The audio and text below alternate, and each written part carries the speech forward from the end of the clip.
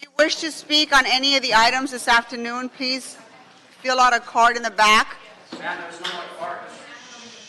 Mr. Herman, this is your last and final warning, sir. There's a kiosk in the back. You can go ahead and fill out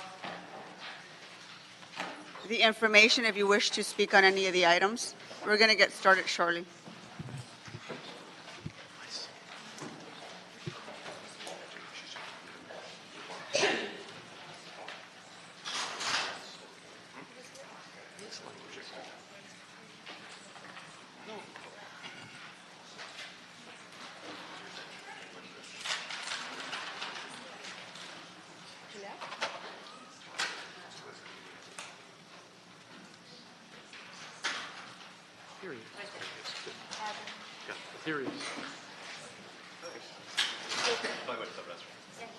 You just walked in.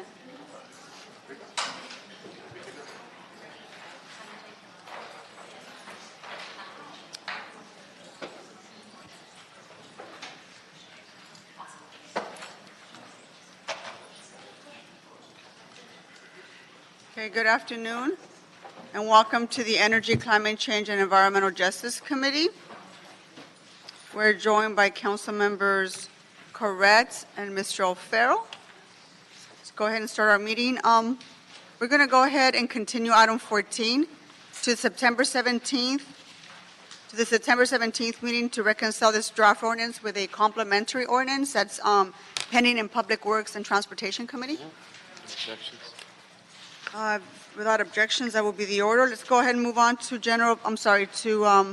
anyone that wishes to speak on any of the items, including general public comment. I will take your names now. If I call your names, please come up to the table. Grecia Lopez Reyes. Are you here? Red Chief. Are you here? Is that Mr. Hunt? That person is not here. Barbara Hensley. Barbara, are you here? Can you please come up to, if I call your name, I need you to come up to the table. Thank you. Craig Cadwater, I should say. Go ahead. Come up forward. And Dan Dominos, are you here? If I called your name.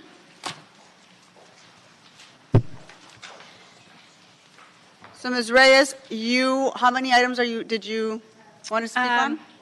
It's 4 through 12, but okay. it'll be Then you have 2 minutes, and that's only for items, general public comment. correct. Okay, so 2 minutes, go ahead. Thank you. So good afternoon. My name is Grecia Lopez Reyes. I'm an organizer with LANE, LA Alliance for a New Economy. First, we want to applaud the city's efforts on items 4 through 12. We know we are experiencing a waste and recycling crisis, and today's agenda is full of comprehensive solutions to address this. Specifically, we are in favor of banning single-use plastics, as this seems to be something that will become inevitable. We are also in favor of the styrofoam ban, as multiple cities have already addressed this, and it seems like a no-brainer at this point. We fully support the Organics Task Force, as education around organic waste is severely lacking both statewide and also at the local level. And finally, we are delighted to see that the city is moving forward with a plan to address remanufacturing. We know that great opportunities await in the city, and we have the potential to create new, good green jobs for LA workers. Lastly, we appreciate any opportunity to engage or help with any of these proposals. Thank you. Thank you very much. Barbara? How many items would you wish to speak on? Two? Two items? Numbers 4 and 5. Number 4 and 5, and no general public comment, is that correct? Correct. Okay, go ahead. Hello, I'm Barbara Hensley. I represent the Sierra Club. I'm here representing the Sierra Club California, the Angeles chapter of the Sierra Club, and the Central Group, which is LA. I'm here to support items number 4. The Sierra Club California and the Central Group have submitted a letter in support of that item, but I want to turn my time and attention to item number 5 specifically. On that item, AB 262 is the Buy Clean California bill that was signed in 2017 by Jerry Brown and addresses greenhouse gas pollution and purchases made for state infrastructure. And that bill is in the process of implementation now pursuant to a phase-in timeline in the bill. In the process of implementation, other government organizations have adopted the Buy Clean California, including Richmond, Berkeley, Santa Cruz County, and more. And we all know that LA is the leader in sustainability and implementing progressive environmental policy. And the Sierra Club strongly supports the efforts here to incorporate Buy Clean policies into the procurement process here. The letter of support that we have supplied not only includes Sierra Club California and Angeles Chapter and the Central Group, but it's also signed by the Blue Green Alliance, the Climate Reality Project, Tree People, Greenpeace, Five Gyres, and the NRDC. And we look forward to working with you all to pass and implement a Buy Clean policy in Los Angeles. Thanks. Thank for you your very time. much. Craig?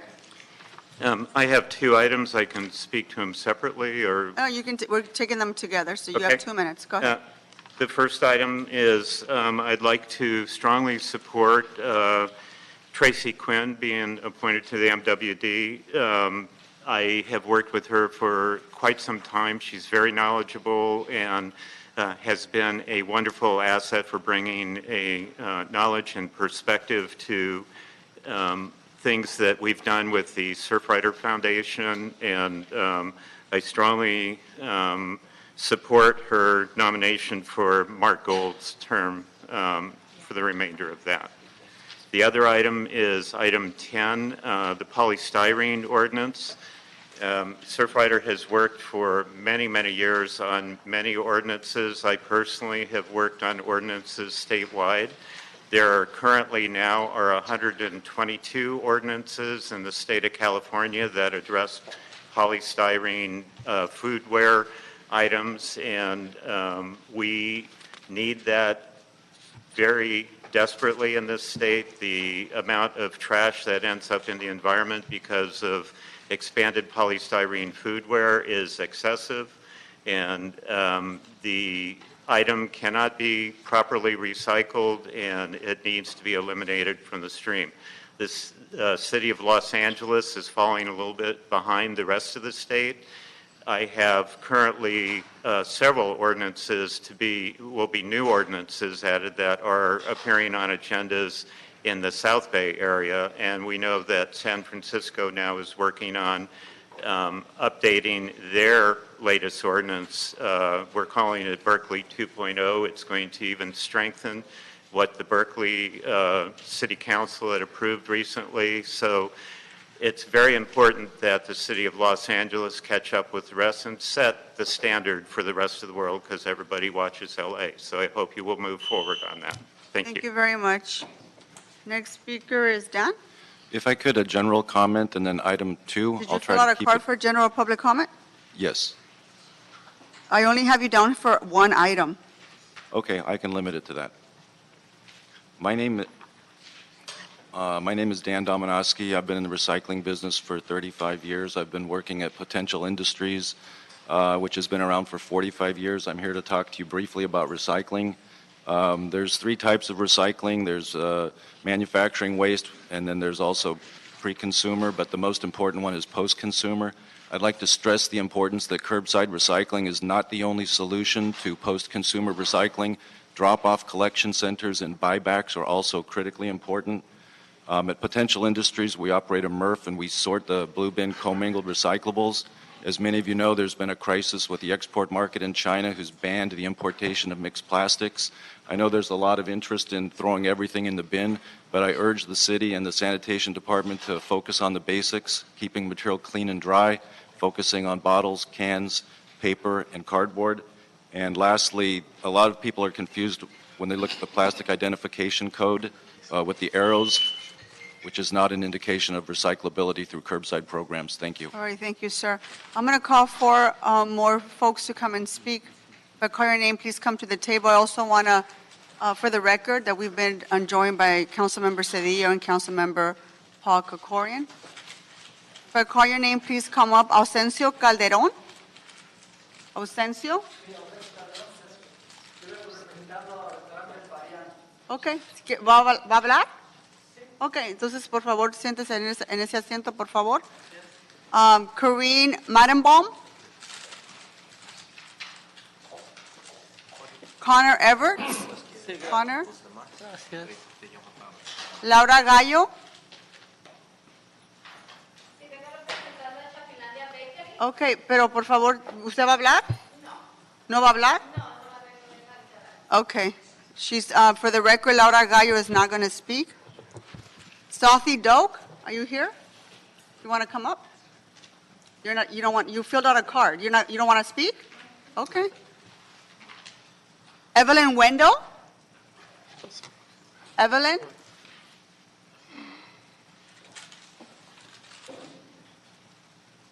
Okay, señor Calderón, usted va a hablar, su carta dice que va a hablar en dos temas. Sí, ¿Quiere que lo traduzca o habla inglés? sí, que tal vez. Ok. Empieza. Ok, yo vengo representando al restaurante El Parián. Llevo 5 años trabajando ahí. Un momentito, ¿cómo se llama el restaurante? Restaurante El Parián. ¿El Parián? Sí. Hi, I come representing the restaurant Parián. I've been working there for 5 years. Sí, yo vengo, soy empleado trabajando ahí 5 años. Yeah, I'm an employee there. I've been working there for 5 years. Yo vengo a ver de qué se trata eso de los popotes, de los desechables que quieren eliminar eso. I'm wondering why. I heard you want to eliminate straws, and I'm here to figure out why.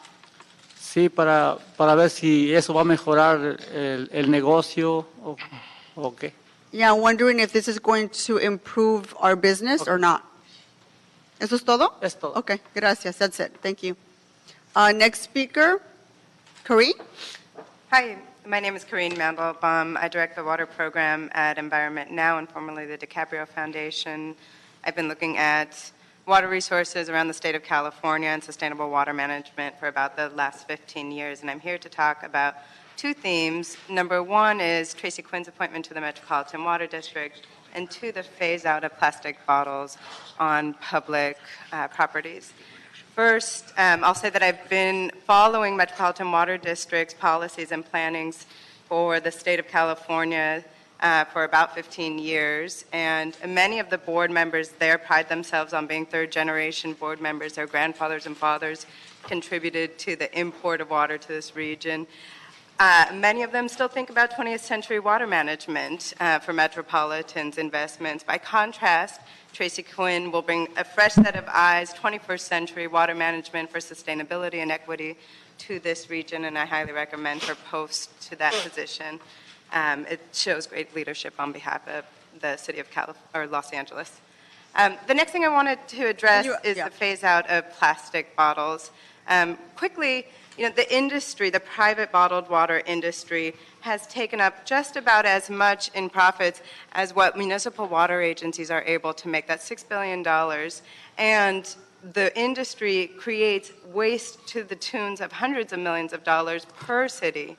If we were to phase out those plastic bottles, we could put that money, expended resources, into tap water here in the city of Los Angeles. It is a forward-thinking move. It is one that reduces waste in as much as it protects public water and tap water, and it reinvests in our infrastructure here. So I highly recommend that issue as well. Thank you so much. Next speaker is Connor. You're speaking on 2 items, items 1 and 6. Correct. Thank you very much. Connor Everts for the Southern California Watershed Alliance and the statewide Environmental Water Caucus. First, I wanted to thank this committee, the chair, the members, and staff for really an excellent agenda. I mean, I could support almost everything you have here as a motion. Specifically, I would like to talk to the opportunity to have Tracy Quinn sit on the Met board, it would mean that we'd actually have somebody with real experience on water issues. I worked with her lobbying on water conservation in Sacramento. I know she also worked in private industry as a consulting engineer as well, so it'd be a unique opportunity, and I hope we take advantage of that, even though we'll miss Mark Gold. And on the second, the idea of plastic water bottles, all it takes is a trip after a large storm down to Long Beach and see the booms and the volume of plastic that doesn't get reused. And in the midst of the recycling crisis we're having otherwise, it's an opportunity to take it out of the waste stream. Thank you very much. Thank you, Evelyn? Hi, I'm Evelyn Wendell, and I've been also working in the water and waste world for close to 10 years now, and we started Tap Water Day with the city, and I want to support all your eliminating single-use plastic in the water stream initiatives. It is very, makes me proud as a Los Angelian to be sitting here today with this on the table. But I also want to add that banning single-use plastic water bottles at state facilities is really important, but we also have to make sure that there is water access available. So I'm hoping that there is a robust and strong and supported effort with LADWP and the City of LA to make sure that there's ubiquitous water fountains throughout the City of LA, so that when the Olympics gets here, we can actually have a city that is least filled with plastic as possible. So that our city really can be a leader of the world, because we know what's going on in the rest of the world where they're banning single-use plastic water bottles, and so we have to catch up. Thank you. Thank you very much. If I call your name, please come up. Karen Ingwerson, are you here? Michael Doshi? Michael Stillstone? Michael Stillstone, are you here? He's not here. Paula Daniels? Shelley Luz? Okay, you have all filled out a card to speak on one item, which is item number, Karen, is it item number 10? Yes, item number 10. Go ahead. Okay, so my name is Karen Ingerson, and I'm a volunteer with the Surfrider Foundation. I'm here to discuss the urgent need for manufacturers and local businesses to reduce the amount of polystyrene, especially expanded polystyrene, the number 6 plastics that are used within the food industry. It is the second most common item that Surfrider finds during our cleanups, whether it be on beaches in urban areas or along the LA River. In a city as progressive as Los Angeles, with the kind of carbon reduction and sustainability initiatives that it supports, it makes no sense that we should continue consuming fossil fuel-based throwaway products that are unrecyclable and continue to pollute our communities and the environment long after they've been discarded. Marine animals mistake biodegraded EPS for plankton, and it's entering our food chain. And most single-use EPS is used for 30 minutes, and then it ends up in our landfill where it will last for a minimum of 500 years. Thank you very much. Thank you. Michael, also item number 10? Correct. My name is Michael Doshi. I'm an employee of Algalita Marine Research and Education in Long Beach, down in LA County here. We've been focusing on plastic pollution prevention and solutions for over 20 years. Most recently, last week, I was one of a few NGO members with members from Surfrider Foundation, Greenpeace, and 5 Gyres in attendance at the American Chemistry Council conference to end plastic waste in Baltimore. My main takeaway from that is that industry and oil companies and chemical companies and brands are not going to change until they're legislatively instructed to do so. So in Long Beach, we successfully banned polystyrene and expanded polystyrene. As Craig mentioned earlier, we've seen successes in places like Berkeley and other places in municipalities in Los Angeles County. I'm hoping LA City can be a leader in tackling this issue. And in Long Beach, we see all this polystyrene still ending up on the beach from the Los Angeles and the San Gabriel rivers. Thank you so much for your time. Thank you. Hi, Paula. Good afternoon, Madam Chair. Hi, item number 1? Yes, item number 1. Council members, I'm pleased to be here to testify in support of Tracy Quinn's appointment for the Metropolitan Water District Board, but I do also want to take a moment to thank you for this agenda. I've been doing a lot of my work nationally lately on food policy, and I always hold up LA as a beacon of change, and I see that this is demonstrated in the agenda today as well, and I'm happy to see what's on there. With respect to Tracy Quinn, I have known her for quite some time as a colleague in the water world. In particular, I want to speak to an experience I had with her when I was a water commissioner for the state of California, working on the model water landscape ordinance, and she brought what is her very unique blend of characteristics to bear on that. She was very incisive with respect to the ordinance, very knowledgeable, and brought forth a number of recommendations for how to improve it, and was very pragmatic in the approach to how we could solve that. So as a commissioner, I was very appreciative of what she brought to that conversation. It ended up being a better model water landscape ordinance because of Tracy's work, and I know she'll do well on the board. Thank you. I'm Shelley Hi, Luce. Shelley. I'm the CEO of Heal the Bay. I'm also here to speak on item number 1. Tracy is an engineer, as you know, and she has analyzed drinking water systems from many angles. She understands water quality, she understands the chemistry of contamination, she understands distribution systems on a national level, the practices and standards throughout the United States.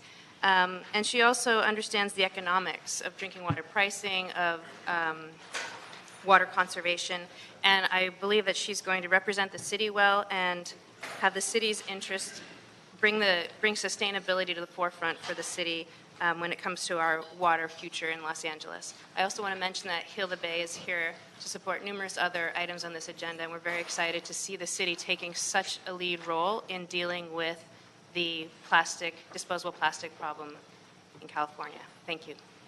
Thank you. If I call your name, please come up to the table. Gabriel Cruz. Annalisa Mo. Annalisa, are you here? Carlos Lopez.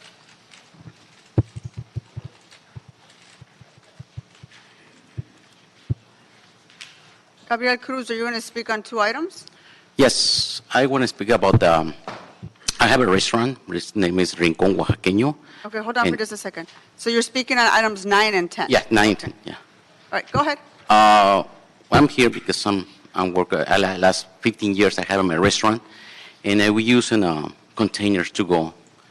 And if you guys knock it down the usually containers, I don't see the options that you guys provide us to keep our soup and our food warm to deliver to the customers. And also, we already pay for recycle. We already got the money for them, and that's a lot of increases because the other containers cost triple. And if it increasing the orders online, and it's going to be more expensive to us to deliver food. It's really easy to increase the price on the food, but believe me, it's going to hurt our economy and our income from our restaurant and to surviving. Right now, I'm surviving on my business. If you still increasing and impose those containers, that is not worth it for the hot food, especially for soup or barbacoa and caldo de pollo and super or chicken. It is going to be hard. So I want to speak with all businesses, micro businesses, that we're not surviving with this increasing of the prices of the other containers. It also is not working with our food.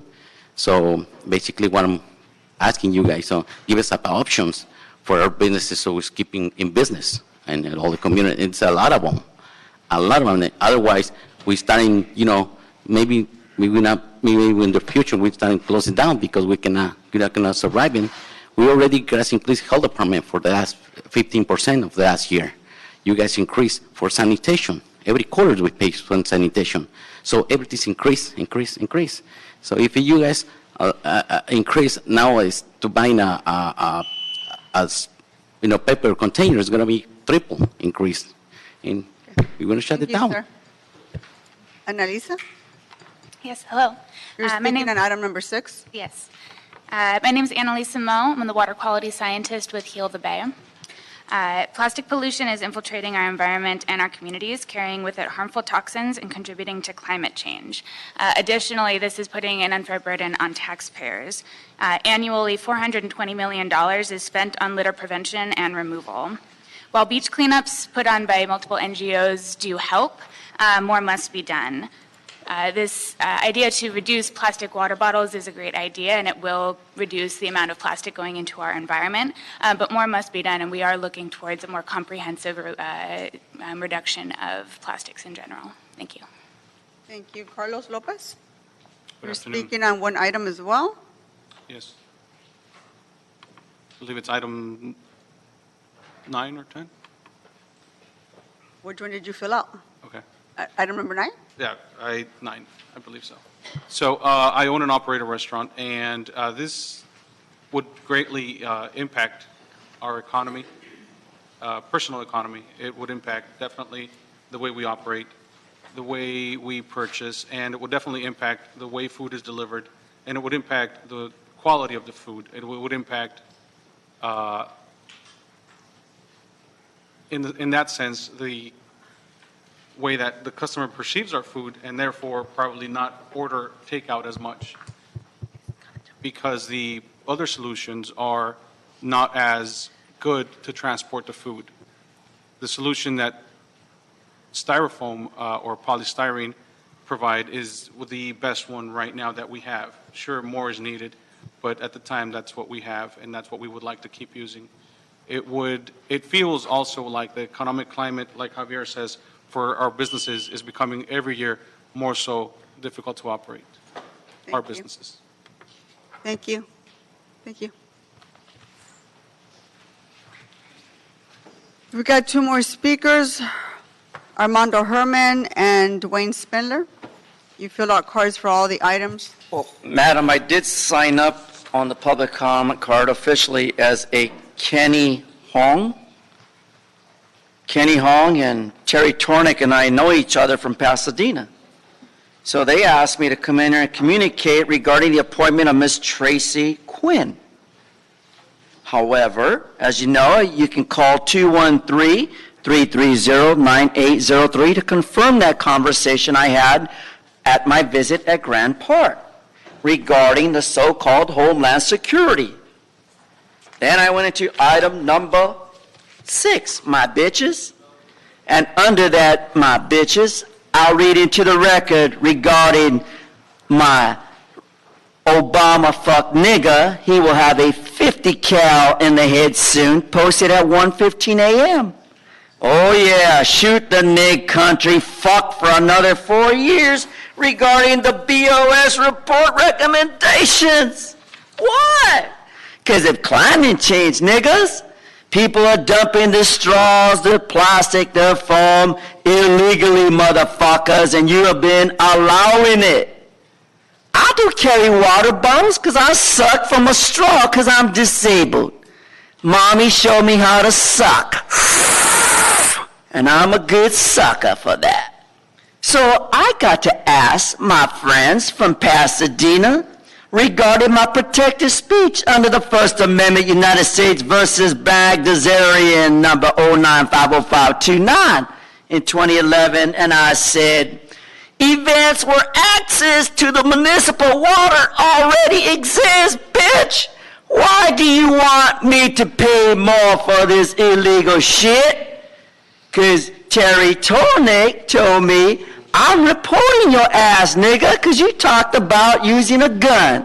Well, according to my record... None of what you just spoke about is on the agenda. Well, ma'am, I'm trying to reinvent the wheel here to get to my Back on the public agenda, comment. Yeah, that's all. Fucking bitch. Regarding item 10, my fucking bitch. So, regarding the obstructing BOS feasibility of banning that fancy fucking word, polystyrene foam. Well, I said that earlier, and you said I was off topic, bitch. I'm talking about the terrorists who are fucking up my country, blaming it on my President Trump. And in support of Trump, 42 U.S.C. 1983, Fuck LA and fuck Mayor Eric Garcetti, who's dumping all his feces and urine in the street through Mike Fuhrer. So don't say I'm off topic, my cunt, when you know, bitch, I'm significantly on portions of how far the nigga's gonna go with this shit. Fuck you.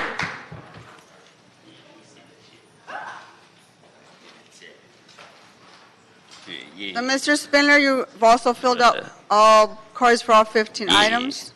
Yeah, see, she's still And your going. general public comment, go ahead. The fat women should not be going sleeveless. Okay, so now, back to the bitches. Now, number one, we got a fucking cunt going down to the water fucking district to go suck some water out of a fucking straw. I say no to this demon, Tracy Quinn, the sinner. The sinner is here to steal the water from the farmers and give it to the cunts up here. I say no, no, no. Give it to the farmers. And that's what Gil Cedillo want. He want to be a farmer. I want to be a farmer.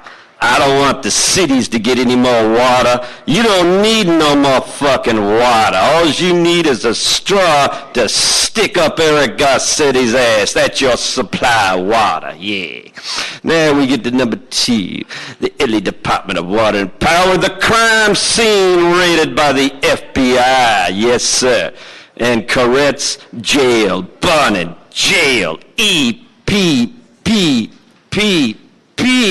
Look at that shit. They making up rap songs on the agenda.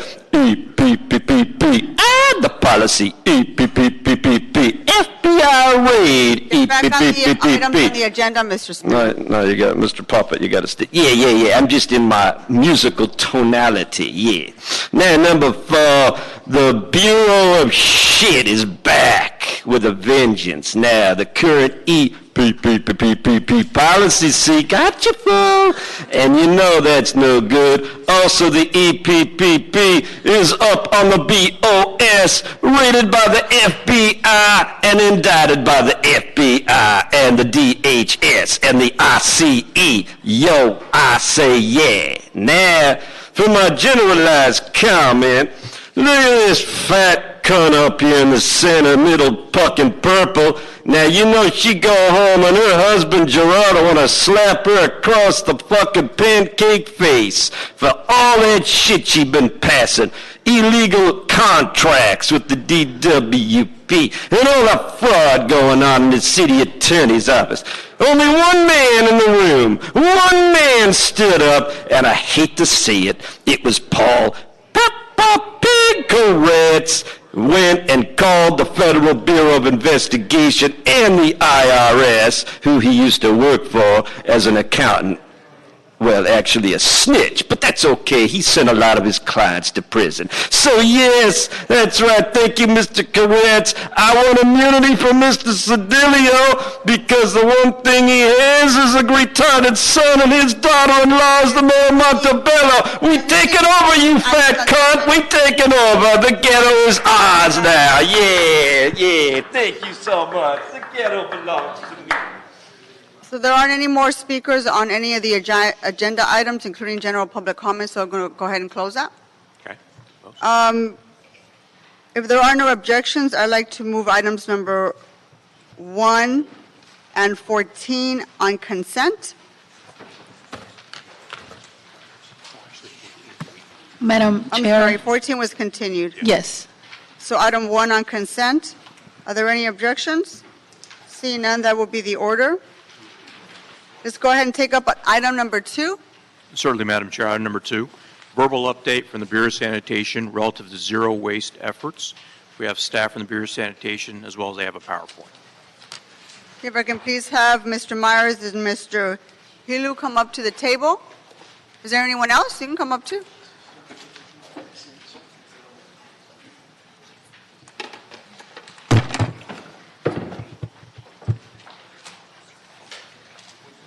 So we have a series of motions before us today, which are related to waste, recyclables, and other components. I want us to move these motions forward so that we can get a comprehensive report back from the Bureau of Sanitation.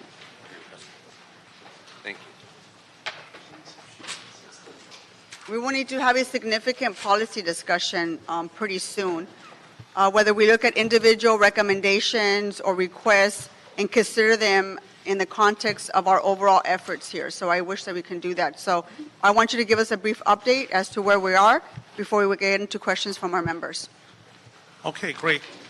We have a quick PowerPoint presentation. We figured this way we can focus quickly the discussion where we are. My name is Alex Halou. I'm the Assistant General Manager for LA Sanitation. With me is Dr. Rowena Romano, who's heading our organics program, Robert Potter, who's doing the recycling program, and we have Dan, who does, as you know, the Dan, you want to take a seat? He was going to give you the bins in the meantime. You're the Vanna White? Okay, got it. No, Dan, can you give each one? So we wanted to share with you what we are doing actually in the field, what's happening, what the goals we have, we are working on to achieve zero waste. And this way, we hope we could implement the policies that you plan to instruct us to come back and report in the next 90 to 120 days. First, just a reminder, I mean, we in the city of Los Angeles, Department of Sanitation and Environment, we operate the largest recycling program in this country. On a weekly basis, we directly serve over 750,000 households and indirectly 66,000 businesses and multifamily properties through our service providers. The recycling program is made up of a blue bin, which people could recycle paper, cardboard, bottles, cans. We also offer our residents free of charge other recycling programs, such as mattress recycling, used tire recycling, refrigerators. We also have a very robust organic recycling program that we'll be talking in detail about. Through our aggressive recycling program, we divert over 500,000 tons each year of organics from the landfill. In addition, we recycle over 250,000 tons of cardboard, paper, aluminum, plastics. We are partnering with nonprofit and community organizations to rescue edible food from being landfilled, and the material is basically sent to the needy instead of being sent to the landfill. Just to give you a perspective, the amount we recycle every year in the city of Los Angeles, we're basically diverting the equivalent of filling the LA Coliseum 21 times. On the goals that we are basically directed by our Mayor Garcetti to achieve, on solid waste, we have 3 goals that's coming up. We are tasked to divert 90% of waste from landfill by 2025.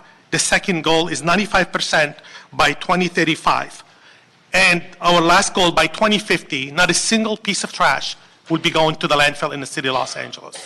This is how it comes into solid waste. On the organic front, we also have very aggressive program. We will be, in 2021, we started multiple pilots this year where we have in-sink, and we also have composting, we also have anaerobic digestion. We're also talking with the new company, Energia, which is building a facility up in Rialto. We are planning to establish food scrap with nonprofit organization in 2021. And also, we'll be expanding our city composting for all residents, 750,000 in 2021, every single household in the city. And these are the bins that we already started with 18,000 homes.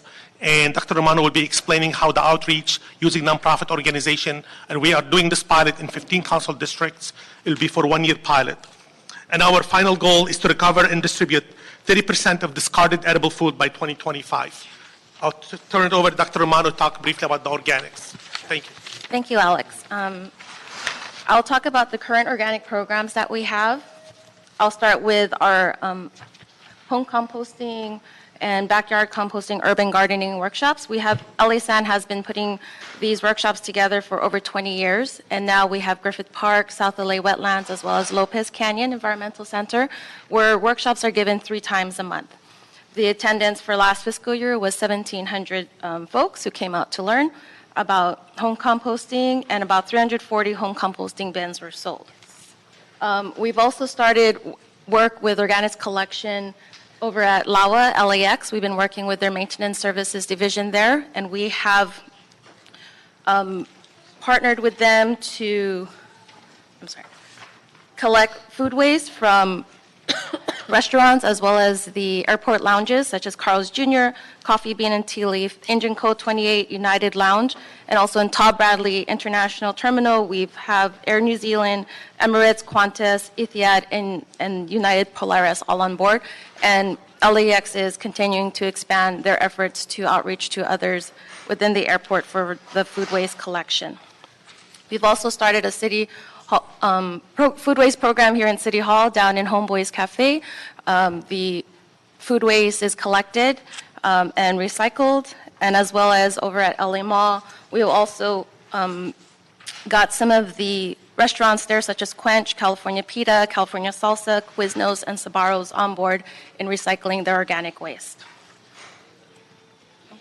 And 3 years ago, we also partnered with CRNR with their anaerobic digestion facility that they were just starting to build. Now they're at two of their anaerobic digesters at capacity, and we are working with them to expand or increase the time that we have with that contract.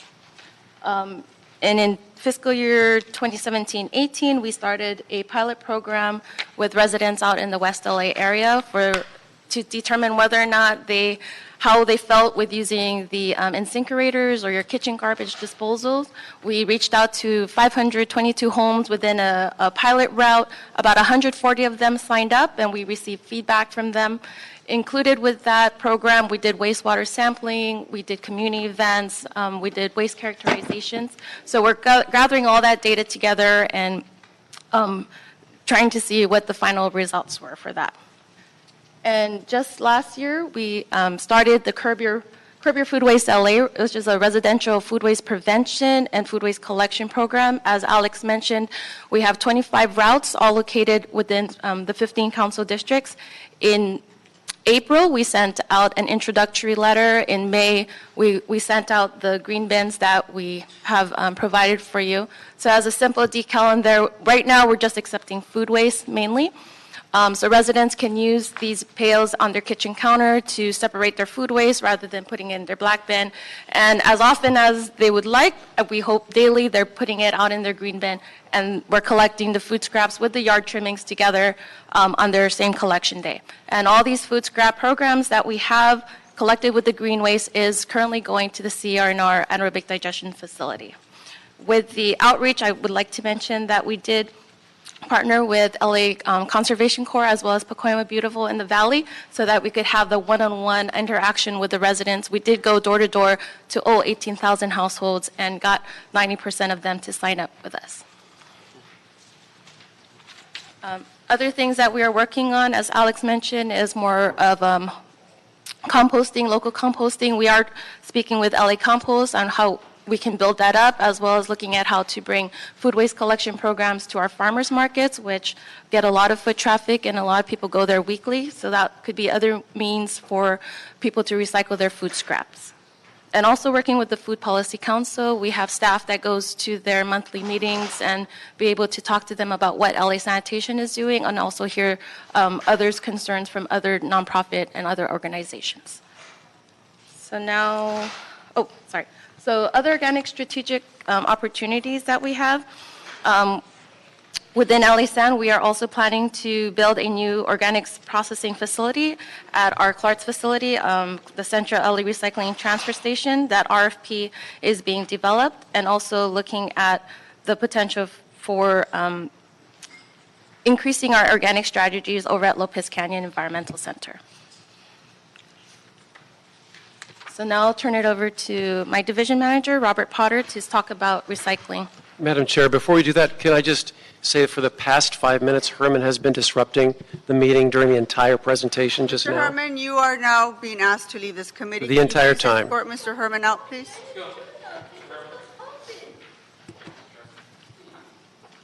Thank you, Mr. O'Farrell. And he continues continues. to disrupt this meeting, for the record.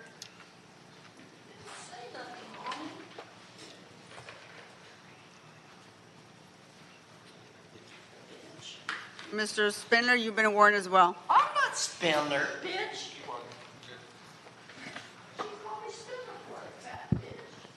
Thank you, Mr. Herman. Thank you very much. Sorry about that interruption. He continues to disrupt the meeting as he's walking out. Do you want to go ahead and? Bob. Okay. Robert Potter, LA Sand, the Environment. I'm going to discuss the Blue Bin Recycling Program. It's currently, our division is currently split, our city is currently split up into 6 separate waste sheds. Our residential curbside recycling program collected approximately 227,000 gross tons in our fiscal year 16-17 and 2019 tons in 17-18. Approximately 30% of that recycled materials was sorted as residual and sent to the landfill. Due to the market disruption, our 6 waste sheds are currently being serviced by 2 material recovery facilities, MRFs, down from 6, forcing LA Sand to utilize transfer station and increasing our operating costs. What's up on the board here is a trend line of how our recycling program was, and it started this is from 2012 going forward to 2019-20. As you can see, that the amount of materials has increased slightly as we went along, but the value of the materials has dropped drastically. In 2012-13, we showed a revenue from our recycling program of about a little over $4 million. If you look at the 19-20 current projections, it looks like we're going to end up spending approximately $13 million this fiscal year to process our recycled materials. The commodities within the blue bin are broken up as you see on the graph up here. The largest majority of those materials that we get in our blue bin are the fibers, which is the mixed papers, the white papers, and our cardboard. Contamination makes up about 30% of our materials.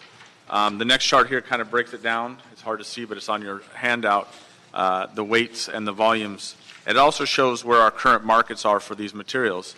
Our mixed paper, cardboard, and cartons are handled internationally.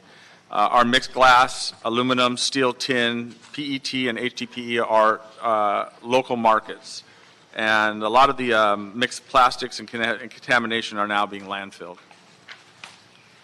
The next slide there, or the next thing in the presentation, shows you basically how what happens to the material. The material is generated in the residence by consumers who buy these products off the shelves, and water bottles and cans and aluminum and everything else. It's then placed into our blue bin. From our blue bin, it ends up in a MRF, a materials recovery facility, which uses multiple processes, including optical sorters, to segregate the materials into its commodities. Those commodities, if you see below, are baled and put into larger compressed packaging, and then shipped out to be turned into new products. As you can see on the right side, some of the new products are printer, copier paper, and more water bottles, or even plastic toys or other things. Market prices for cardboard and mixed paper, and why this is very important is because mixed paper and cardboard make up 50% of the recycling that's in the bin. If you can see that the trend lines back from 2014, the markets were around $100 a ton a little over $100 a ton for OCC, which is the cardboard, and a little over 75 for the papers. As you can see now, the market for these materials are down as low as $35 for the cardboard and negative value for the mixed papers. That's what's driving the market. Most of this has been driven by policies that are from China. We had the national sword, the green fence, and now the national sword, which have limited or restricted the amount of imports that China will accept in the recycling market. China is one of the largest gross domestic product producers in the world, and if it compares to the other Asian markets, it's not even comparable. You could add all the markets together, and they won't even come close to meeting the gross domestic product of China. Currently, China banned imports of all mixed post-consumer recycled materials, i.e. paper, plastic, metals, etc.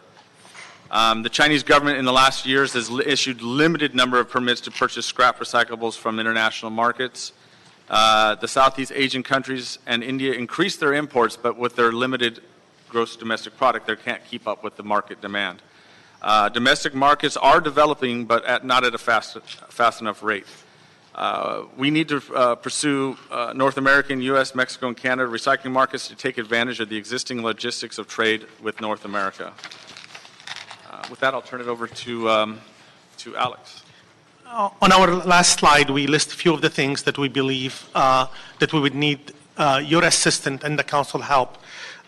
As we mentioned earlier, we went down from six places we could take our material to be recycled down to 2, which means now our trucks have to drive longer, which means we have to spend more time on the route.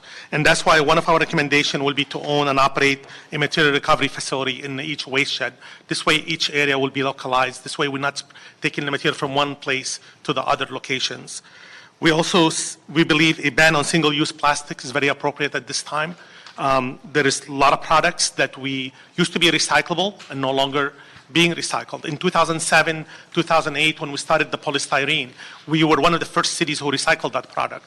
We collected in our blue bin. We had markets international in South Korea where they were taking the polystyrene, using back in fish markets. They also had a place up in Northern California where using it and selling it back at Home Depot. So you could do crown molding on the house. That material was being used. Unfortunately, right now, we're not seeing that market.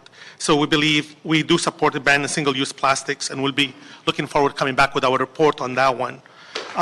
We do believe also a minimum requirements for recycled content on products. We are seeing a shift in the manufacturing of material. For example, it used to take about 40,000 bottles of water to make 1 ton of plastics. With the new engineering and the design and manufacturing, what we're seeing right now is takes about 90 to 95,000 bottles of water to make the same ton of plastics. So because as you look at the bottles right now, it's mostly very flimsy, you can push it in, because a lot of these manufacturer has reduced the amount of plastics. But it's still a situation that we have to deal with on a daily basis. On a circular economy, again, this has been existent on multiple products. The iPhones, the TVs we buy, there is always a fee that comes with it. And then we take it back in sanitation or other places they take this material. We believe if we're looking at expanding that role to other products that are hard to recycle. Again, it's changing so much, but we believe a fee in the beginning that will be able to recover, make sure this material is recycled. Also, the labeling. I know we heard several people talk how confusing it is. A lot of people look at the bottle, didn't know what 1 means, what does 2 mean. To us, we know there is a market. 1 and 2 could be recycled. Number 5, there is a market. We get $240 a ton on those things, but people don't know. So one of our recommendation would be to standardize that across the state of California and the country. On the good news, we see some improvements happening, but I think the council leadership will help us move this faster. Thank you. And we do have staff who also very knowledgeable about other stuff that also over here if other questions we may need. All right, thank you very much. As much progress as I think we've made as a city, I think we also are faced with an enormous amount of challenges. I'm going to go ahead and open it to my colleagues. Mr. Cedillo, do you have any questions? I have a comment. Okay. No, I'm going to. No questions. Okay, Mr. Koretz. Thank you, Madam Chair. First of all, could we create our own numbering system on plastic bottles that might be more relevant than the ones that we have currently? Do we have the jurisdiction to do that? What we have learned from China's experience, China was taking about 40% of the world recyclable. 60% was leaving from Los Angeles. So it'll be hard by and large, we're the largest producer of any recyclable material. I believe a global solution with the numbering across the entire United States would be more appropriate and something more across California as a beginning. Instead of us being just our own numbering that the MRF will have to now figure out in addition to the other 7 numbers that are out there. I think it's more appropriate for us to be partners with the rest of the country. So do we think we could successfully make the efforts to change that statewide? I believe that the state is ready to move forward. Also, our Congress is looking into solution to this problem because, I mean, other cities have gave up on recycling. We did not. We're still pursuing recycling because we believe the fundamental principles of recycling are still valid. We need to reduce our dependence on landfilling. We cannot keep dumping in Sunshine Canyon and saying this is okay. It's not okay. We also believe the virgin material has a value that we should be able to use it to save us. We also believe, plastic reduction that's going to the ocean. Those things are very crucial, very important for us, and that's why I think a uniform system is appropriate in this stage. And just so everybody is aware of what we're facing, the plastics industry and the fossil fuel industry are planning massive expansion in the next few years of facilities. According to reports I have, they are planning $164 billion of investment in the next 4 years, 264 new or expanded facilities. So they clearly intend to produce massive amounts of additional plastic and find a way to market it. So we're working in the cross current, but I think we're headed in the right direction as we should be with climate mobilization. I think we actually should be looking at all the environmental changes that we're making and maybe tie them into the 50th anniversary of Earth Day, and perhaps every month or two have an educational focus on an area like single-use plastic reduction for a month or two, and then energy and water efficiency, and then organics and food recovery, et cetera, et cetera. I know we've been planning and working with Mr. Krikorian's office and the mayor's office and sanitation on what we can do to bring LA County and LA City together, so we're coordinating all of our sustainability efforts and costs, and I think that's a good idea.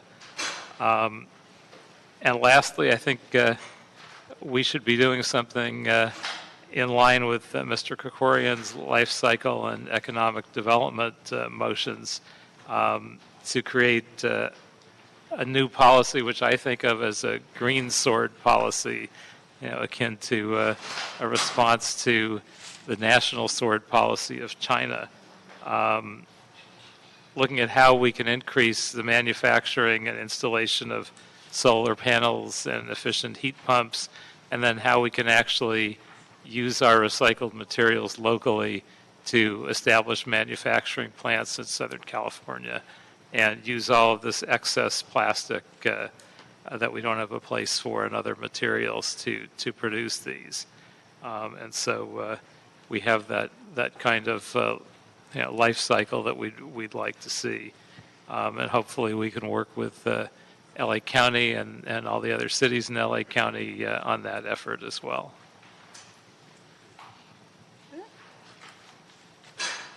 You done? Yes. Okay. Mr. Krikorian? Thank you, Madam Chair, and thank you all for the presentation. First, the really positive thing, I think, is the organics recycling progress that we're making, and particularly around anaerobic digestion, which I hope will become widespread, and I hope will become one of our energy sources for the future.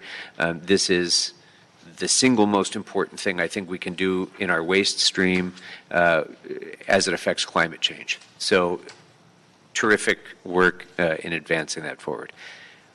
When it comes to our blue bin recycling, I have so much to say about this, but let me start with a question. I think the headline of this presentation is that 30%, actually it's probably a little bit more than that because the mixed plastic is essentially all landfill too. So about more than a third of what goes into the blue bin is not recycled. And that's just residential blue bin pickups. Do we have any estimates yet of the success of Recycla blue bin recycling and what percentage is spoilage in that program? For Recycla, we're collecting about 140,000 tons a year. There was a study that was just completed. We don't have the final numbers yet, but waste characterization, it has to be done over. So we will be coming with those numbers shortly. Okay. I'm glad you're coming with those numbers. I'm going to bet, I'd be willing to bet my house that the spoilage percentage in Recycla is far greater than our blue bin residential recycling. we'll see. But so when you take the waste shed overall, the waste stream overall, people are making themselves feel good by putting things in the blue bin when in fact it is a failed policy. This is a leftover policy from the 1970s when we all could make ourselves feel good about our environmental credentials because we recycled. And we could feel good about diverting things from the landfill as though that were the most important environmental issue we face. Diverting things from the landfill to me is about 12th on the list after climate change, after contamination of our streets and waterways, after plastic leaching into the environment, after toxic contamination of the ocean and other things. So all of those are the results of essentially failed recycling policies. The 30% contamination that we cite here, that's what we've sorted as contamination, right? Well, in our case, we have our public education and program is basically designed on reduce, reuse, and then recycle. So in our organics plan, which we are teaching, is buy what you need and be able to reuse the products, and only at the end recycle. So recycle is I'm going to come back to all that. So I'm going to come back to all that. But I'm asking a simple question. The simple question is that 30% of the recyclables collected was sorted as residual and sent to a landfill. That's what we did here. We identified that 30% as contamination and sent it to a landfill. Is that right? We deliver our material, Councilman, to the material recovery facility. The material recovery facility separate them using optical sorters and others, and then the remnants of that is sent. Right. Now, what we have noticed also is that at the material recovery facility, for example, we were at Athens a couple of weeks ago with the Steve Lopez story about recycling. The facility is running about 20% of that material going to landfill. However, if the product, and what we have heard from multiple MRFs, if the product cannot be sold, like mixed paper, exactly. what used to be $50, $85 is no longer a value to it. That product now is considered residual and sent to the landfill. Exactly. So to your point, we have about 30%. I'm an optimist. I look at the 70% we're recycling. No, and that's great. That's 30% that we're sending to landfill. That's great. And yes, that is a good thing. But I questioned whether this is the best diversion solution, because we have made it, and to your credit, sanitation for years now has tried to dumb this down and make it as simple as possible for consumers by saying, throw all the plastic in the blue bin, throw it all in there. Well, that makes people feel good when they go to Trader Joe's and they buy their cucumbers that are packaged in a plastic clamshell because they throw their plastic clamshell into the blue bin. That plastic clamshell does not get recycled. So all of those sorts of things that we do to influence consumer behavior may or may not be having a long-term benefit in reducing the waste stream and reducing the amount of plastic in our world. And so this is why what you're doing right now is so important in drilling down on the actual data that we need to make these the chair mentioned at the beginning, the hard policy choices that we really ought to be making in the 21st century, not based on what they did in the 70s, to determine what the best way to keep plastics out of the environment is. And the best way is to not use plastics in the first place. That's the solution to this, not throwing it in the blue bin. So, I'm sorry, I got sidetracked with what I want. Oh, so my point was that after we bale this stuff, whether it's plastics, whether it's mixed paper, whether it's cardboard, and whatever, a very large percentage of this goes onto a freighter, and it is shipped somewhere else in the world. A freighter that is belching greenhouse gases as it sails 8,000 miles to a foreign port, where it is offloaded, and then maybe we know what gets done with it, maybe we don't. Once it's at the recipient country, some of that is going to get landfilled, some of that is going to get burned to produce energy. thereby releasing who knows what toxins into the global atmosphere.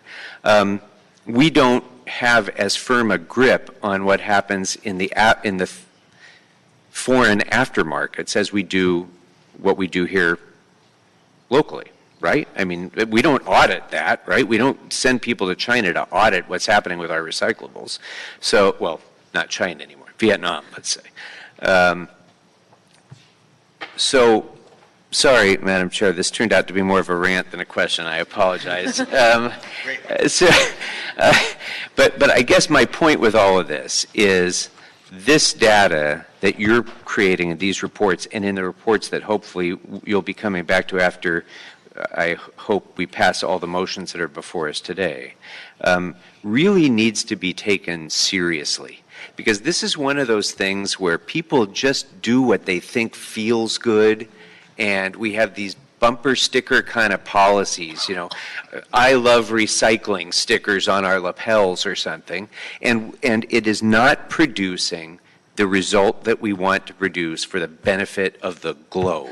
And it can. If we did this better, and not we, the Bureau of Sanitation, I mean we the public, the people of our society did this better, we could have some good results. But you all are doing the best you can with a lazy populace that just doesn't want to go to, you know, great effort to change its buying habits, to change its trash disposal habits, to reuse things that are reusable. We are a disposable society that just believes in buying things that are cheap from China and then tossing them in the blue bin, and we're done with it. And that has to stop. And until that stops, we're not going to have diversion from the landfills. We're not going to have reduction of greenhouse gases. We're not going to have reduction of contamination of our oceans and our waterways. And we're going to have plastic. We're going to be drowning in plastic for the next 5,000 years. So, and it's not just post-consumer plastic. This phenomenon also produces, and I'm so glad Algalita was here, because it also produces the pre-production plastic problems that we have too. When these plastic mills are setting up around Southern California, around the country, wherever they are, and they're producing train loads of pre-production plastic pellets that find their way into our ocean, that's the result of our overconsumption of plastic as well. So it's post-consumer, but it's also pre-consumer industrial problems. And so, okay, I'm sorry. I'm going to scale back. Now, rant completed. I asked my question. I guess I had some other questions, but I kind of got sidetracked there. I guess the last point is going to your final slide, the things that we can do. Let's finish on that note. So owning and operating MRFs, terrific idea. When we enacted Recicla, it was sold to us in part because of reduction on truck trips and truck miles, and some of us said at the time that cannot work unless you have more MRFs, because you have the same number of truckloads of trash, and if they have to go all the way across town, you're not creating any efficiencies unless you have more MRFs. So if we have our own MRFs that we would own and operate and make available to the waste haulers, I think that would produce terrific results. And so I think that's a great step forward. Banning plastics we talked about. Okay, I think I've said enough. I guess I didn't have a question after all. So next time, if only I had a plastic bottle of water to sip to, you know, kind of cool me down a little bit. I thought you were going to say vodka instead of water. Next time, I'm going to ask the clerk to set the clock before Mr. Krikorian speaks. Thank you. Thank you. Set it for about 20 minutes, and we'll be fine. Mr. O'Farrell, and then Mr. Cedillo, and back to Mr. Koretz. Thank you, Madam Chair. So thanks for this incredible report. Appreciate it very much. So essentially what I take from this is that the recycling imports market has completely collapsed. That's what I take. That's a takeaway from this. Now, it's something that we kind of already knew in terms of the decisions that China has made that we've been hearing about for months and months now. We know that in the state of California, there is a bill pending that will very likely phase out all single-use plastics by the year 2030, and that was in the works before the market collapse. So it's entirely possible that they will accelerate that phase-out date from the state. I don't base that on anything I've heard, just we're in dire straits in terms of our recyclables, in terms of plastic. So a couple of things, and then I'm going to have some questions. I'm so glad, and I want to thank the restaurant operators for coming in today. Some of them might still be here, but there is a coalition of restaurant operators that I brought together many months ago, maybe close to a year ago now, that contacted my office, and we had a good roundtable discussion. And what we need to keep in mind as we move forward with sustainable, environmentally friendly policy is that private industry, in large part, especially the restaurant industry, has no idea. They don't, in large part, have the full context of the action that we're taking. So I've been working with this coalition so that they can participate in the discussion, and I'm so glad that they did today.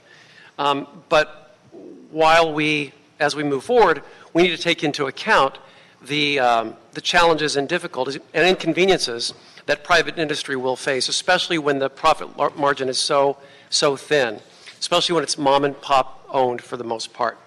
And so I had that in mind when we approached the whole plastic straw phase out. And so I'm going to get to that in a second. But the dilemma for restaurants is that the takeout and pickup and the increased packaging is only growing. More and more people are having food delivered, et cetera.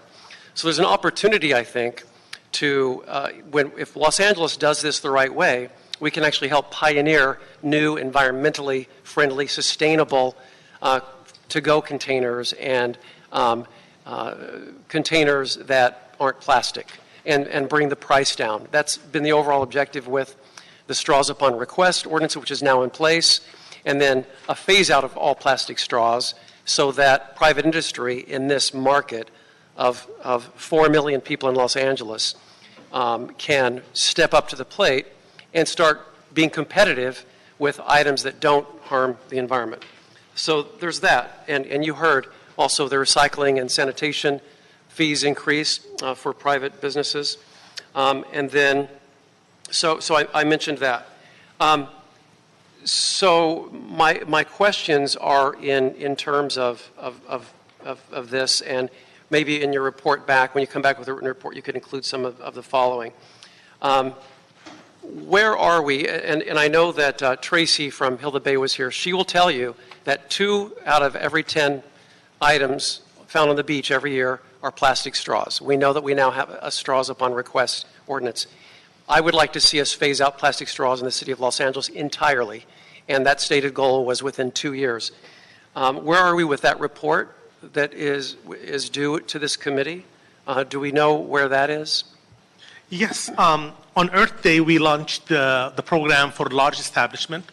Our goal in October of this year will be focusing on the small establishments. For request only. I'm talking about the phase out. Exactly. So because of the limited staff, we have to manage it. Now the second step for us is to do a environmental impact report. So we wanted to make sure the October launch is done citywide, successfully address the issues that was brought up by the couple restaurants over here. And actually, we reached out to them before they left the room to make sure we're going to circle back with them and explain how this really benefiting them. Everybody we have spoken to have basically seen a reduction in cost, not an increase in cost, and people do not mind not getting the straw. It's just something that they behavioral change. So those are so we're focusing on October. After October, we'll be launching environmental impact report. Because we will have to do a CEQA on the phase out. Now, have you included the Department on Disability? Yes, they've been our partners from day one. Okay. And actually, at the advice of of your staff, we have met with them on multiple occasions.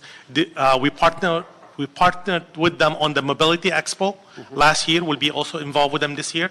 So we are continuing the discussion with them. We have given them the reusable straws because we learned so much with that experience because some kids cannot really use a metal, some kids cannot use a bamboo. But there is a product out there that they'll be able to use. Okay. So we worked with the nurses that the Department of Disability brought to our attention. We spoke with the hospitals. There'll still be I mean, there may be an exemption for health facilities, so that will be in our CEQA documents and outreach. And along those lines, and this is my last question, Madam Chair, and that is, are we going to include all single-use products in the CEQA analysis? With the instruction of council, we could definitely do that because that will solve other issues. We would need to anyway, so Sure. I would highly recommend that, so we don't have to then do another CEQA analysis, because Sure. as I've talked to my restaurant operators, single-use plastics are on their way out. It's going to happen. And we certainly don't want to have some sort of CEQA problem because we forgot to include single-use plastic. I'm talking about every last little piece of plastic. Yeah. Plastic toothpicks shaped like swords that go into cocktails, stirrers, spoons, forks, just all single-use plastics, I think, should be included in the CEQA documents that can come back to this committee. That's what I'd recommend. All right, thank you. Thank you, Mr. Thank you. O'Farrell. Mr. Cedillo, followed by Mr. Koretz. Reserving my comments for the appropriate items around. Very well. Thank you. Mr. Koretz? Yeah, I wonder if you could tell us more about how the items are spoiled that gets us to such a high spoilage rate. Is part of it because we combine incompatible items in the blue bin?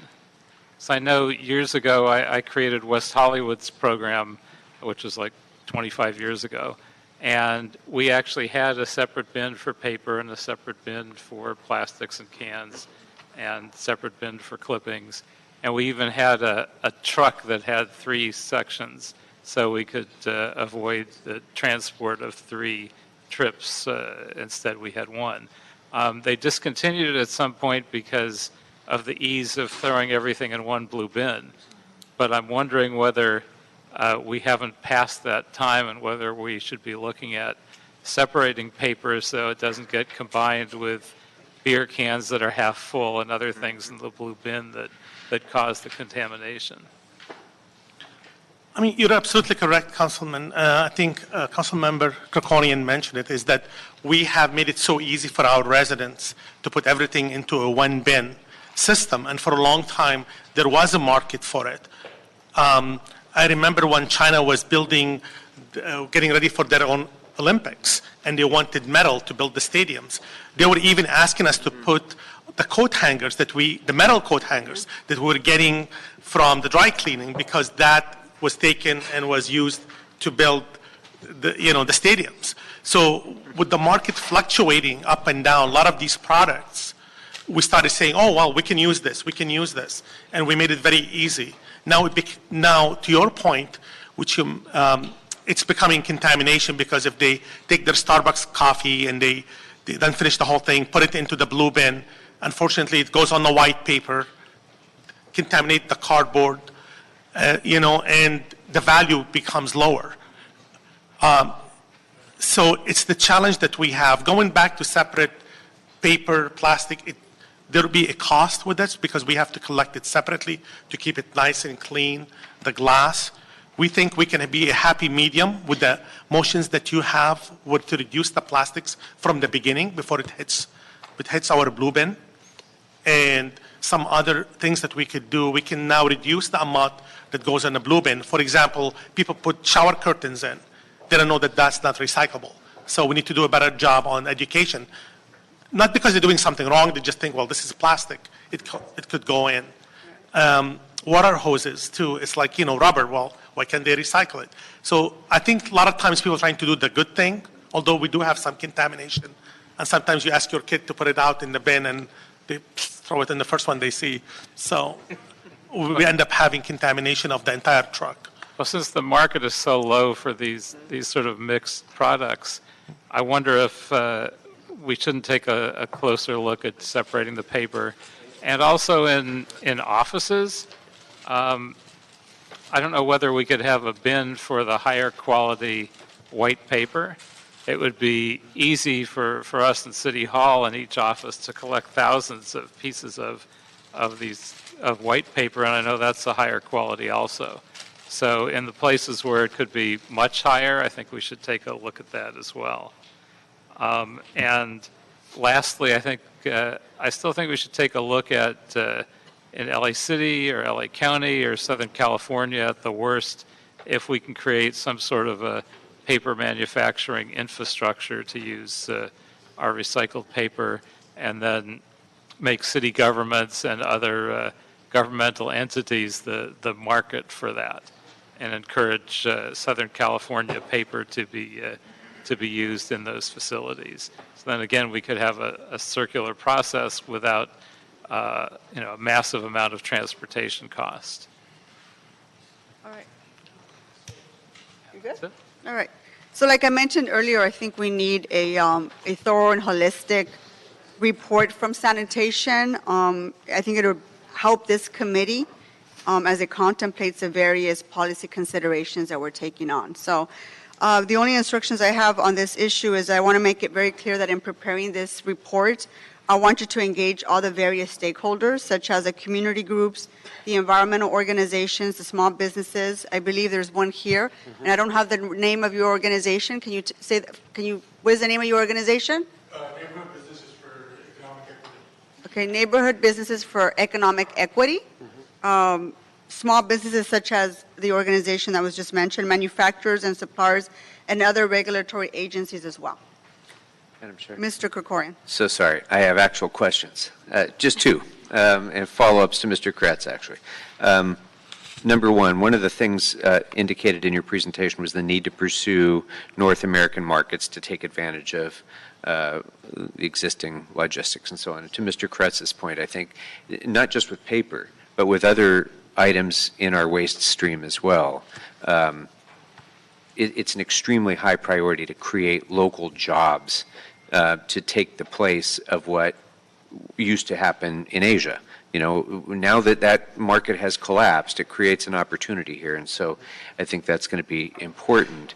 And also in identifying other uses for our waste streams. So, for example, I have a project that I'm working on with street services right now to integrate waste plastic into our road, into our asphalt.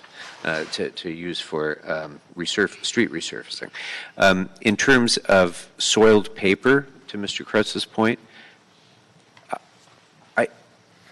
I wonder if it may make more sense for paper that invariably is going to get soiled in the residential blue bin, and I'm distinguishing that from, say, the office environment that Mr. Kretz mentioned.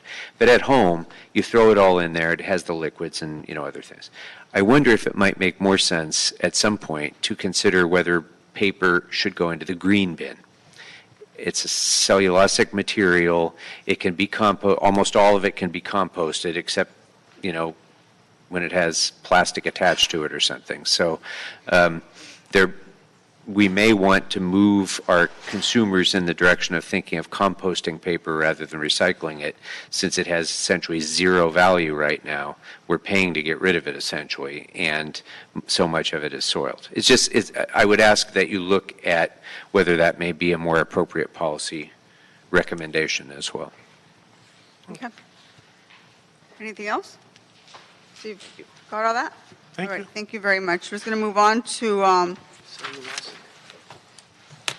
on to items 3, 4, and 5. These are all related to our EPPP policy. Can you read those into the records? Certainly, Madam Chair. Item number 3 relates to DWP reports as well as Harbor Department reports in response to motion Koretz-Bonin relative to compliance with the city's environmentally preferable products purchasing program ordinance. Madam Chair, if you'd like, we could refer to it as EP4 just to facilitate, if that works for you. Number 4, motion Krikorian, Koretz, Martinez relative to instructing Bureau of Sanitation with assistance of various city departments to review the current EP4 ordinance and report with recommendations to strengthen it. And then one more, number 5, motion Koretz, Martinez relative to instructing Bureau of Sanitation to report on the state's Buy Clean Act and whether elements of the act can be incorporated in the city's EP4 policy. All right, members, if there are no objections, let's go ahead and approve these 3 items. Okay, so let's move on to items number 6, 7, 8, and 11.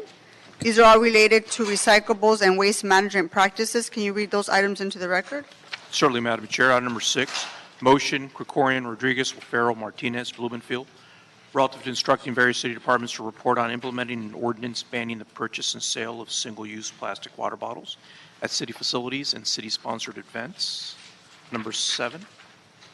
Motion, Krikorian, Martinez, Koretz, relative to instructing the Bureau of Sanitation to conduct life cycle assessment of the city's current waste management practices, including environmental cradle to grave and economic cost benefit analysis of different waste management scenarios. Number 8, motion, Koretz, Martinez, relative to instructing Bureau of Sanitation to report on the feasibility of implementing a minimum recycled content ordinance and leisure lid ordinance and related matters. And number 11, I believe.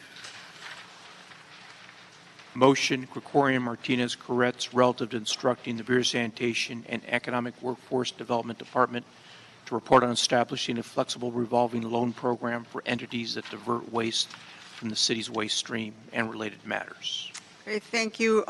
If there are no objections, do you have an objection? Yes. Just a mention on item 6. I'm wondering, first of all, if we can confirm officially that LAX is included in this, as San Francisco Airport has done with their airport, and also that whether we can look at a date sooner than 2028, maybe come back with options for us to be done by 2022, 2025, and 2028. Those are certainly friendly, Mr. Kratz, and LAX was intended to be included as a city facility, although it wasn't specifically called out. So thank you, yes, those would be friendly. Included. And then if I could also ask one other thing, Madam Chair, I think the report should also, since we're talking about phasing out plastic bottles, I think related to that is that we will also need the report to include an assessment of the infrastructure costs, funding options to carry out that phase out, which would include alternatives, installation of hydration stations, drinking fountains, and so on to be able to enable the elimination of that water. Okay. All right, was that noted, Mr. Clerk? Yes, just to clarify, is that to attach that language to item number 7, the life cycle? 6. Yes, 6. Number 6. Okay. Sure. And if I can just, if there are no, do you want to speak to that, Mr. Cedillo? I do. Okay. So, Mr. Krikorian, I appreciate your broader view on this.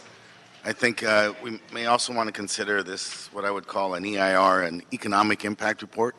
So what happens when we eliminate all bottled water at the airport, both economically and then what happens to travelers, right? So we can put hydration all over, every 20 feet, or like we wanted to do in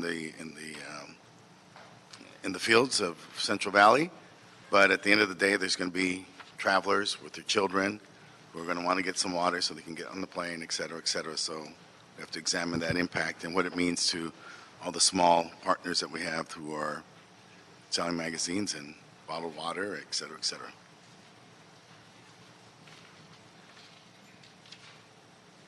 Is that a friendly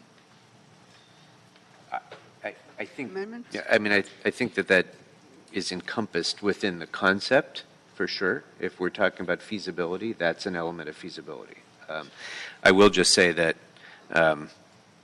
buying bottled water is certainly not the right way for consumers to ensure their financial well-being because it's about 1,000 times more expensive than the water that they pay for with their DWP bill. So certainly I think there will be an impact on retailers, but I'm confident there will be a dramatic net savings for people if we provide hydration options for them other than the $4 bottle of water that's been imported from Fiji to deliver 3 sips before they get on their plane. Okay. So that's been accepted. You got all that, Mr. Clerk. So if there are no objections, let's go ahead and move those 4 items.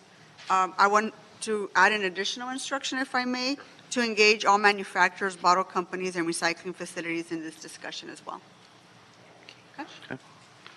Without objection, that will be the order. Let's move on to items number 9 and 10. Can you read, those are all related to the polyserine. Can we go ahead and read those into the record? Certainly, Madam Chair. Item number 9 relates to motion, Koretz, Bloomfield, Bonin, relative to the city's efforts to institute a polystyrene phase-out adopted in 2008 and ensure that new solid waste haulers adhere to the city's policy and related matters. And then number 10, motion, Koretz, Bloomfield, Price, Bonin, relative to instructing Bureau of Sanitation to report on the feasibility of banning polystyrene foam containers in the city. Mr. Cedillo, did you want to speak on items number 9 or 10? Yes, I just think it's important, and I was happy to see those who came today, but just let me note for the record, since I've been in office, Barragan's on Sunset and now in Glendale has closed, Barragan's. La Fuente on Monte Vista, it's also on Figueroa, is preparing to close. Abeja, which was here celebrating their 50th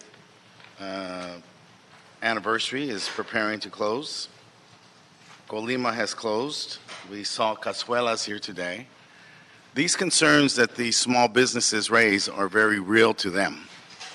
And so while I support the goal and the objective, I think we have to, as I frequently admonish my staff, let's stay focused on the goal, but what's the first step? What's the impact? What are we doing here? You know, these small businesses are part of the culture of the community. These are small entrepreneurs. In this instance, those who were represented today represent the contributions of the Mexican and Mexican-American community to this city. It's very important. They are immigrants or children of immigrants. This is perhaps the most pro-immigrant state in the nation, and we're proud of that. But we have to keep in mind, as we move forward, what are the impacts? And again, I would ask for some type of economic impact report. And I laid out a few that I know this has happened. All these laments were brought to me before. And so we need to think, is this something where we need a kind of what we would do with poor tenants in my district, provide a rent subsidy? Is this an instance where we want to provide a subsidy or a dividend, an environmental dividend or environmental subsidy to help these small businesses transition? There are alternatives. I'm happy to note that in the Arts District, the Clean Tech Incubator has incredible options to plastic straws, for example, so you can use your straw and it doesn't collapse before the movie's over. And that there are options, they're affordable, they're on the market, they're in retail. We have them in our office if anybody wants to sample them. So they're all alternatives, but there's a cost factor. And so these businesses are part of the economy, they're part of the service industry, they're part of the social cultural fabric, and they must be attended to as any other interests in this discussion.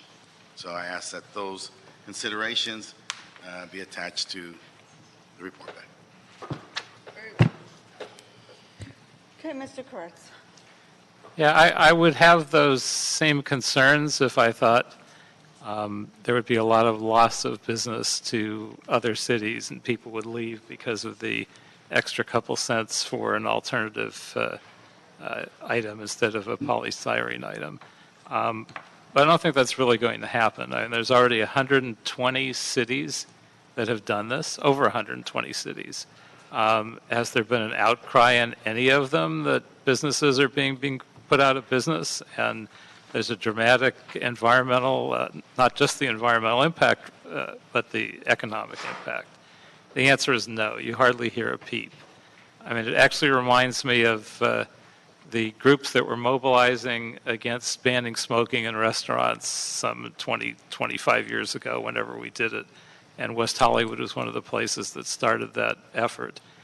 We were told by the coalition that people would stop eating out. This is going to destroy the restaurant industry, and people were just going to stay home. Obviously, people have adapted pretty effortlessly.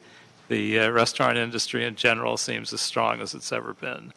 And I don't think the couple pennies, if it was just one restaurant that was doing it, it would be a hardship.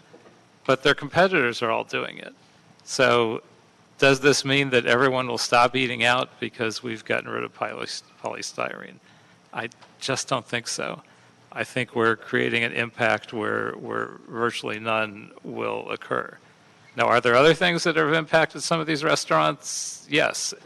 And could they be closing because of some of the costs? It's possible.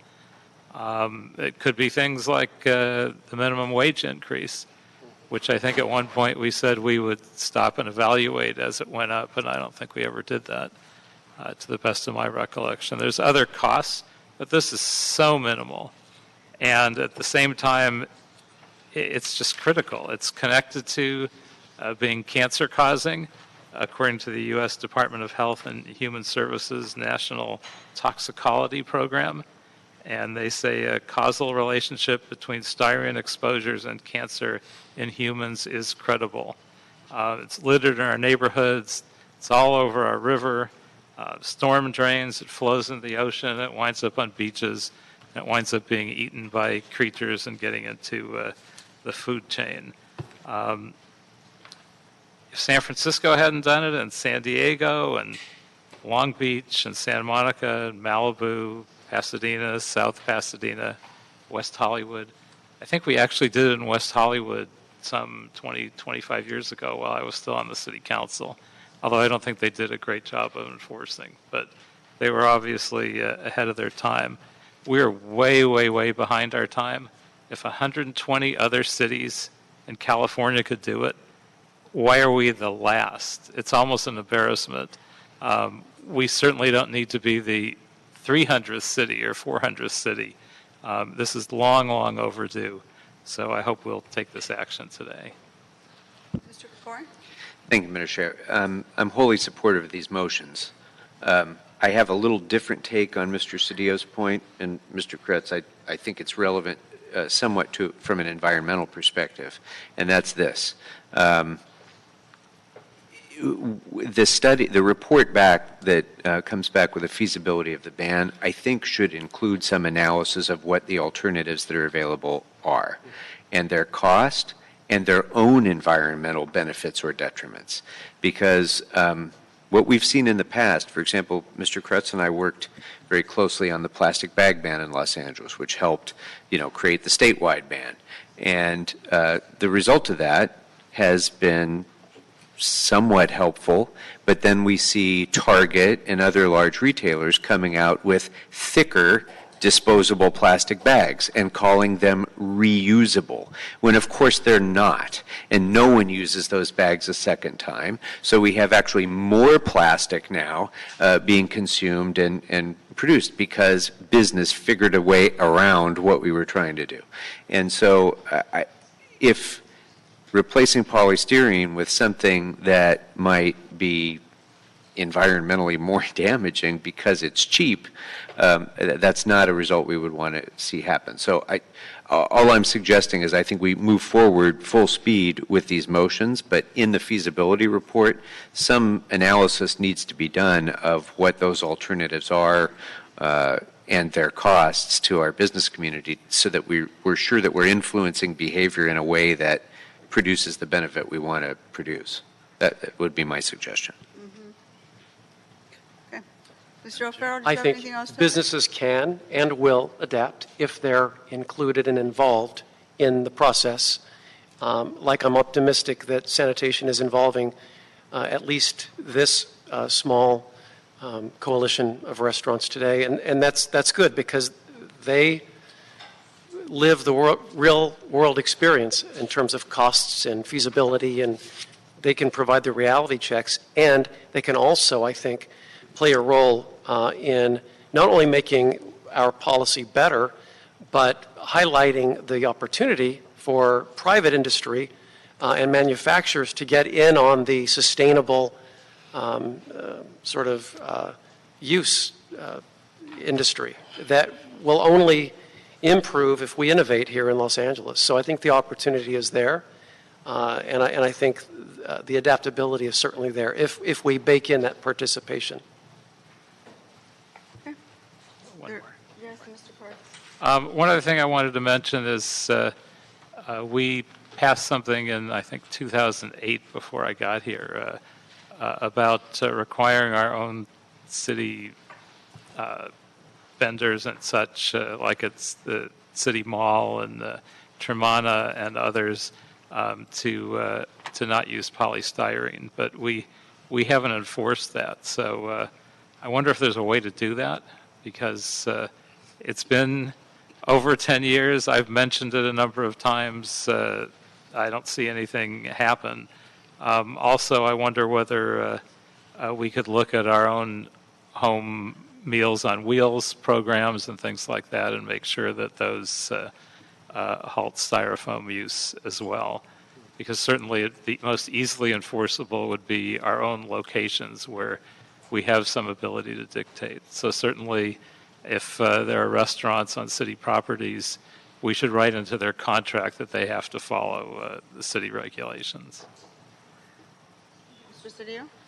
Yes, just for clarification, I wasn't suggesting that we follow the 200 cities, but rather that we become the first city to take a fully balanced approach that takes into consideration the full social and cultural impact that we're talking about. This is not some speculation. These restaurants are closed or are closing. They have closed in the city of Los Angeles. They're beginning to close with their other facilities, as I said, in Glendale. Burbank will follow. So this isn't speculation. This is based on fact. These are observations that are taking place. This is what the restaurant owners tell us. And so I think we have an opportunity here not to follow 200 cities, but to in fact be first and taking into consideration the impact on these small businesses, these entrepreneurs, these immigrant businesses, and to preserve the social and cultural fabric of this city. Because I guarantee you that these restaurants have been replaced by other businesses, maybe corporate entities in some instances, maybe some other groups in some instances that are not reflective of the kind of organic nature of which these restaurants come from.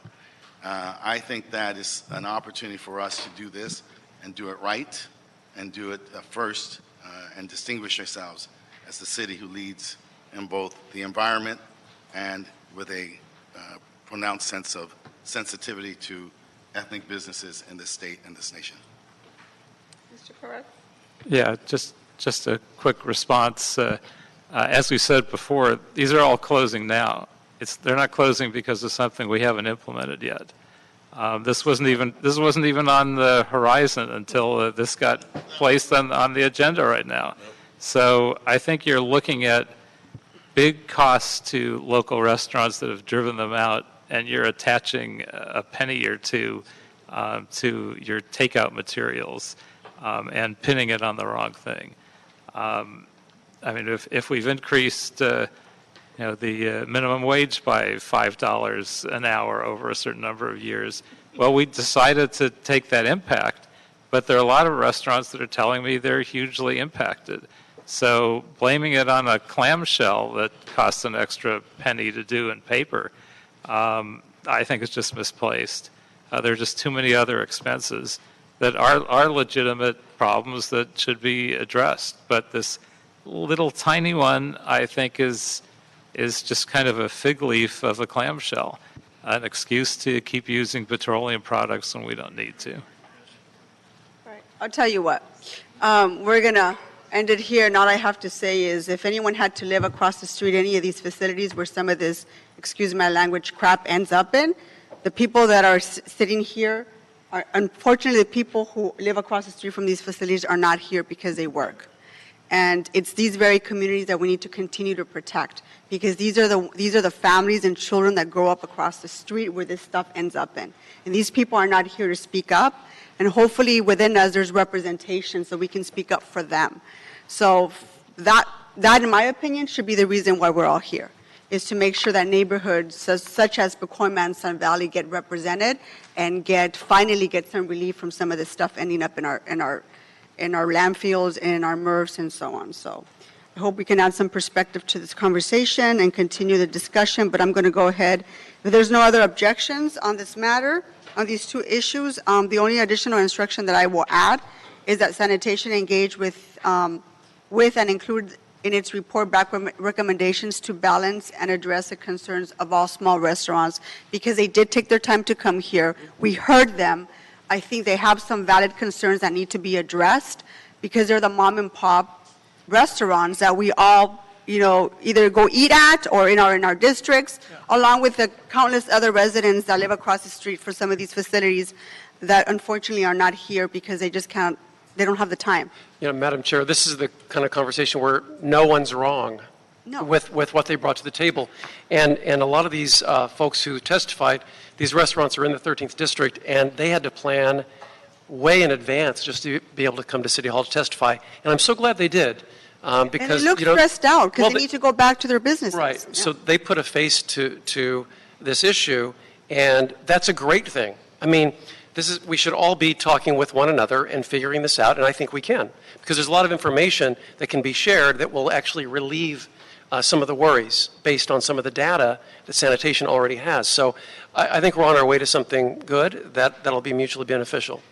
So again, I think everyone brought up excellent points. No one's wrong here, but I think this is the other reason why we need a comprehensive report so that this committee can make some of the tough decisions moving forward. All right. With no objections, let's go ahead and approve item number 8 and 9. Let's go ahead and move on to item numbers 12 and 13. Does anyone want to speak on any of these items? If not, I'm going to go ahead and move to approve. You want to read those into the record? Certainly, Madam Chair, on the prior one, was it actually 9 and 10? Was that? Thank you. 9 and 10, we moved to approve. Now we're on to items number 12 and 13. Okay, sir. Mr. Koretz wants to speak on what item? 12. Okay, 12, but can you read both 12 and 13 into the record? Certainly, first? Madam Chair. 12, motion, Koretz, Krikorian, Blumenfield, relative to instructing beer sanitation, form, and organics implementation team and related matters. First of all, I'd like to add some amending language. To which one, 12? To 12. One, I want to add a clarification to the report back where it says support for community-based compost. I also want to include and anaerobic digestion to that. So I don't think we want to. Is there any objections to that? One particular technology over another. Right. And at the end of the second moving clause, I wanted to add that we direct sanitation to report back on the feasibility of structuring a point system in the following manner. Points in the rating system should be front-loaded, awarding for recycler service provider diversion programs that achieve the highest level of greenhouse gas emissions reductions earlier than required by contract. The rating system should be structured so that recycler service providers who begin diversion early and divert larger quantities of organic waste before the city's required diversion date are awarded more points, so that these points are part of the calculation tied to the consideration of the renewal of recycler service provider contracts in 2027. And that's targeted to make sure that for the year period where we don't hit them with fines, they technically are supposed to already be diverting, but some vendors, I believe, will try to avoid starting until we actually hit them with the fines. So this would at least disadvantage being slow and allowing greenhouse gas production to continue for an extra year if they get points against them in their renewal of their contract. And also, I'd like to ask at the same time that we bring in the haulers sometime soon to discuss their current plans for diversion. Yeah, that's in the works, sir. And that's else? it. Any objections? Seeing none, go ahead and move without objections, item numbers 12 and 13. Okay, is there nothing else before us, right, Mr. Clerk? No, Madam Chair. If you'd like, I could read number 13 into the record. I failed to do that prior, or? Yeah. Okay. 13, CR report relative to authorizing beer sanitation execute proposed First Amendment to existing contract with USA Waste to provide disposal services. Very well. Without objection, those two items are approved, items 12 and 13. There is no other further business before this committee, so our meeting is adjourned. Thank you.